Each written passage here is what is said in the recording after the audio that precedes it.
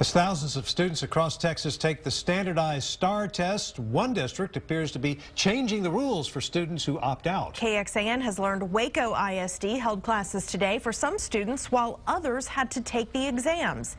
That goes against the instructions to schools from the state. KXAN's Dawn Denny has followed this issue for several days now and explains what this latest development means for students here.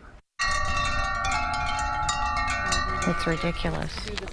It just is not fair. Carolyn Long's son, Caden, is in 5th grade in Lake Travis ISD. Just has test anxiety. Because of that, Caden is not taking the STAAR test this year. Lake Travis ISD sent me a letter saying that it was mandatory that he take the test and that if he showed up for school, that they were obligated to put the test in front of him. So opting out for Caden means missing school and an unexcused absence. If a student shows up to school on the day of STAAR testing, they have to take the test. If a student is opting out, there's no other instruction or teaching provided to that student.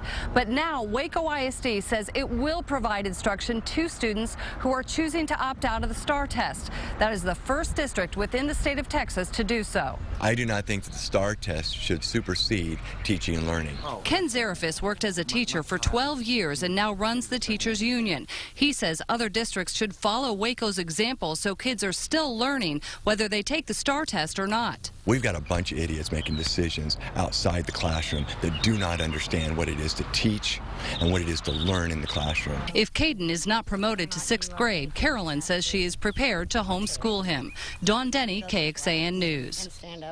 According to the Texas Parents Opt-Out Group, parents in more than 30 school districts have prevented their children from taking the STAAR test this year. We reached out to the Texas Education Agency to find out if it is legal for Waco ISD to teach class during the STAAR tests. A spokeswoman told KXAN News she wasn't sure, but they would get back with us tomorrow. The issue of your child's education continues to pop up in the race for Texas governor.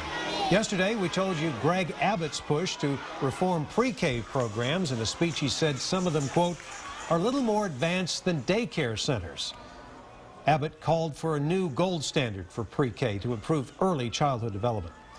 In response today, Democrat Wendy Davis's campaign organized a rally where educators claim Abbott's plan will keep many children out of pre-K programs.